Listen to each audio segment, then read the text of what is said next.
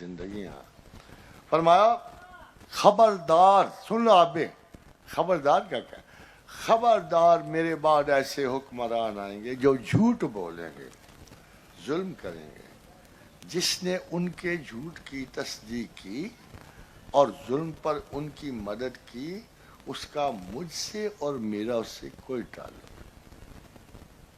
نہیں. ویسے آپ کو اپنے ارد گرد اس حدیث کے مطابق بڑے حکمران نظر آئے. فرمایا ان کے ظلم پر ان کی موافقت نہ کی جس نے، وہ میرا ہے اور میں اس کا ہوں. خبردار، مسلمان کے خون کا کفارہ ہے، بدلہ دینا پڑے گا جن پہ. فرمایا دوسری حدیث ہے، یہ ساری حدیثیں مستند ہیں. فرمایا میرے بعد دیکھو گے کہ نااہل اور غیر مستحق لوگوں کو ترجیح دی جائے گی. تم ایسے ایسے کام دیکھو گے جنہیں تم اچھا نہیں سمجھو گے.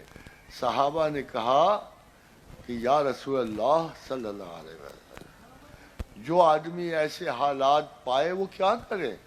فرمایا جو تمہارے ذمے اسٹیٹ کے حقوق کو ادا کرو، اور تمہاری حکومت نہیں نہ ادا کرے گی، اس کا صلہ اللہ سے مانگے، وہ ان کو دفاعی کر کے چھوڑے گی. یہ میرا حصہ ہے کہ اگر اللہ کے رسول کے اتنا کلام ہے کہ جو تمہارے ذمے اسٹیٹ کا حق ادا کرو اور ان کے بارے میں اپنے حقوق اللہ سے طلب کرو، پھر انشاءاللہ تمہارے ان نائل حکمرانوں سے نجات ہو جائے گی.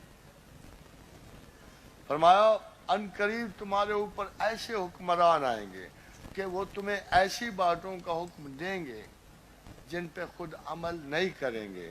جس نے ان کے جھوٹ پر ان کی تصدیق کی اور ان کے ظلم پر ان کی مدد کی، وہ مجھ سے نہیں، میں اس سے نہیں. سمجھے؟ اب دیکھ لو خطرہ کتنا ہے. آپ کو لگتا ہے سیاست میں مذہب کا کوئی دخل نہیں، لگتا ہے نا؟ یہ سٹیٹمنٹ سن لو. ایک غلط سیاستدان میں تو آپ کو کفر کو بھی لے جا سکتا ہے، شرک کو بھی لے. یہ نہ ہو اپنا سافٹ امیج خراب کر بیٹھو.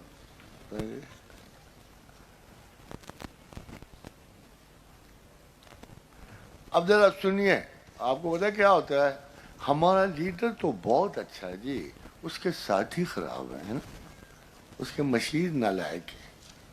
ساتھی تو کمال کا ہے، فرشتہ سیرت ہے، مگر فرشتے وہ جو چاہے ہاروت و ماروت میں ملتے ہیں، وہ فرشتے. فرمایا ابو ذر نے کہا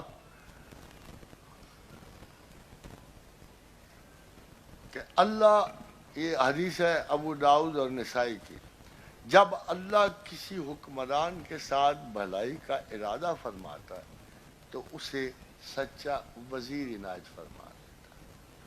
اگر وہ بھول جائے تو وزیر اسے یاد کرتا کہ میاں یہ وعدہ قوم سے کر کے آئے تھے، خبردار رہنا، یہ وعدہ پورا کرنا ہے. اور جب وہ اس کے ساتھ برائی کا ارادہ فرماتا ہے تو اس کے لیے برا وزیر مقرر کر دیتا ہے. اور اگر وہ بھول جائے تو وزیر اسے یاد نہیں کراتا، اسے یاد نہیں کراتا. دیکھو ہمارے کتنے اچھے اچھے وزیر ہیں، اور ہمیں مشورہ بھی دیتے ہیں سردیوں میں روٹی کم کھایا کرو، ہے نا. دیکھو یہ بڑا نیکی کا مشورہ ہے. خود تو ان کا ماشاء اللہ کوئی پیٹ جو ہے کوئی گز ایک بھر ہے، مگر ہمیں مشورہ دے کہ خود تم کم کھاؤ. بھائی ہم تو پہلے ہی آدھی روٹی تک آئے ہوئے ہیں. اگر وہ بھول جائے اور اسے یاد نہیں کراتا، اور اگر وہ یاد ہو تو اس کی مدد نہیں کرتا. غور سے دیکھو اپنی حکومتوں میں کہ کون سے ایسے وزیر ہیں جو تمہاری باتیں ادھر تک پہنچاتے ہیں. نہ نیند لینا، نہ انگ چینا، نہ آپ آویں نہ بیچے پتی ہو. ادھر تو یہ حال ہے. اور فرمایا جب امانت ضائع کی جائے تو پھر قیامت کا انتظار. یہ بڑا لمبا، تو یہ خوف زدہ کرنے والی عبارت ہے کہ جب امانت ضائع کی جائے تو پھر قیامت کا انتظار کرو. جب حکومت کے امور نااہل لوگوں کے سپرد کر دیے جائیں تو قیامت کا انتظار. مطلب یہ ہے کہ یہ اتنا بڑا المیہ ہے کہ آپ کو خدا سے دعا مانگنی پڑتی ہے کہ ان بدبختوں سے نجات ہو، چاہے قیامت ہی کیوں نہ آ جائے. اس کا یہ مطلب ہے. اور یہ دیکھو کتنی خوبصورت بات ہے. پھر آپ پر ذرا سیاسی لوگوں کو پرکھنا, شاید آپ کو سمجھ آ جائے. تم حکومت کے لیے سب سے بہتر شخص اس کو پاؤ گے جو حکومت کرنے کو برا سمجھے, یہاں تک کہ وہ اس میں پھنسا دیا جائے. حکومت کے طالب کبھی سچے نہیں. ہاں بھائی, میں ابھی بھی آج حکومت کا مشورہ دیتا ہوں, اور یار سارے لوگ تو میں کہتے ہیں کہ استعفیٰ دے تو دے جاؤ, پھر انتظار کرو, سارے لوگ تمہاری طرف بھاگیں گے, دوبارہ لڑ لو اور تمہیں جتا دیں گے. مگر پہلی بات ہوتی نہیں ہے, دوسری کیسے ہو؟ ہاں جی, یہ وہ لوگ ہیں.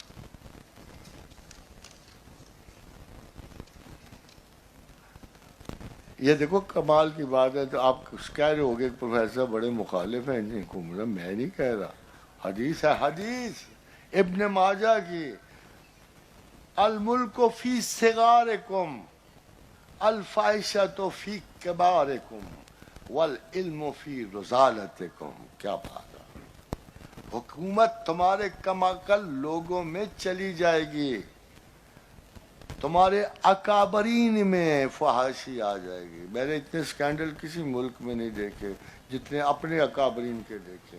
اور علم تمہارے ذلیل اور فاسق لوگوں میں چلا جائے گا. مثالیں میں نہیں کوٹ کرتا, بھائی ہیں اپنے, کیا کریں. بٹ دیکھو خوبصورت حضور صلی اللہ علیہ وسلم کی لینگویج بہت مزیدار ہوتی ہے. اپنے پیغمبر کی فراست زبان کی بھی داد دینی پڑتی ہے. فرمایا ان قریب تم لوگ منصب اور عہدے کی خواہش کرو گے, لیکن وہ تمہارے لیے باعث ندامت و حسرت ہوگی. دودھ پلانے والی کتنی اچھی ہوتی ہے اور دودھ چھڑوانے والی کتنی بری ہوتی ہے. جب حکومت ملتے وقت کتنی اچھی لگتی ہے, مگر جاتے ہوئے کتنی بری لگتی ہے. اب میرا خیال ہے what I see about future کہ یہ جو ایک جس طرح یہ ایک حکومت نہیں ہے, یہ لت لگی ہوئی حکومت. حضرت کسی کو لت لگی ہے, نشے کی لت لگی ہے. میں موجودہ آثار لت لگنے کے, یہ تو ایک ایسا انسٹنکٹیو نشہ ہے تو جا سکتا ہی نہیں. بس توبہ اللہ کا وقت ہے, صبح سویرے اٹھ کے اللہ سے آرزو کیا کرو کہ کیونکہ اگلا وقت بڑی آزما ہے. This is what I'm trying to tell you. A second mistake about religious people I must tell you. لوگ اللہ کے رسول کے نام پر اپنی عزتوں کو بلند کرتے ہیں, یہ سب سے بڑا. They are the sellers of the honor of prophet. نام ان کا لیتے ہیں, خواب میں ان کے خواب سناتے ہیں اور اپنی عزتیں ڈیولپ کرتے ہیں. ان کا نام محض ایک تعارف کی طرح استعمال ہوتا ہے, مگر دراصل اصلی بزرگ یہ خود ہوتے ہیں. یہ پیر, یہ فقیر, یہ اور یہ اپنے آپ کو سنت رسول پہ کام سمجھتے ہیں اور رسول اللہ صلی اللہ علیہ وسلم کے تابعدار کہلواتے ہیں. یہ ایسے نہیں ہے. Everybody is seeking for self-appreciation and honor, but انہوں نے طریقہ مذہب, میں نے ایک بہت بڑے فنکار کا سنا, اس نے کہا یار تو اتنا فاسق و فاجر ہے, تو نے مذہب کہاں لے لیا؟ تو اس نے کہا this is the easiest way. لوگوں کو بہکانے کا آسان ترین طریقہ مذہب ہے. ان لوگوں سے ذرا پرہیز لازم ہے. We are being checked. میں آپ کو بتاؤں, اللہ کے رسول کی ایک حدیث ہے, کبھی غیر پہ نہ بھروسہ کرنا. یہی مصدقہ بات ہے. وہ اس کو معجزہ رسول کہتے ہیں, اس حدیث کو معجزہ رسول کہتے ہیں. وہ حضور کی زندگی میں ہوئی اور ابھی ان میں ایک چیز باقی ہے. یہ حضرت عتبہ کی حدیث ہے. انہوں نے حضرت جابر بن سمرہ کو مخاطب ہوئے, مسلم کی حدیث. کہنے لگے میں نے بہت بار اللہ کے رسول سے بات سنی اور میں نے یاد کر لیا ہے. تو جابر نے کہا وہ کون سی ہے؟ اب یہ دیکھیے, اس حدیث کی خصوصیت ہے کہ یہ حضور کی زندگی کی ہے, مگر جن چیزوں کی پیشن گوئی کی وہ حضور کی زندگی کے بعد کی ہے. تو حضور نے فرمایا, حضرت عتبہ نے کہا کہ میں نے سنا حضور صلی اللہ علیہ وسلم سے کہ تم جزیرہ عرب سے جنگ کرو گے اور اللہ تمہیں فتح دے. پھر تھوڑی دیر رکے اور فرمایا تم اہل فارس سے جنگ کرو گے اور تم فتح پاؤ گے. پھر رکے, پھر فرمایا تم اہل روما سے جنگ کرو گے اور پھر فتح پاؤ گے, اللہ تمہیں فتح دے. اور پھر انہوں نے کہا کہ میں نے حضور سے سنا کہ انہوں نے کہا کہ تم دجال سے جنگ کرو گے اور فتح پاؤ گے. قادر وزاد, مجھے نہیں پتا امریکہ کون ہے. I don't know there, I'm not ناٹ کنونس کہ وہ بڑی طاقت ہے چھوٹی طاقت. میرے پاس ایک بڑی طاقت بس, وہ اللہ کی ذات ہے, اور دوسری بڑی طاقت میرے پاس رسول اللہ. ہم تیسری کسی طاقت کو نہیں جانتے. میری طاقت نے, اس کے پاس بیسٹ اسپیوناج سسٹم ہے, بیسٹ, کہ وہ تو ان کو طنز, یہ ڈرون دیکھے نا آپ نے, اللہ نے بھی ایک ڈرون بنایا تو اس کا قرآن میں ذکر کرتا ہے. کہہ واہ واہ بڑی دستکاری ہے بڑے ڈرون. ان اللہ لا یستحیی, کہتے یار مچھر کو نہیں دیکھا, ڈرون ہی ہے نا, یہ ڈرون ہے نا مچھر جو ہے.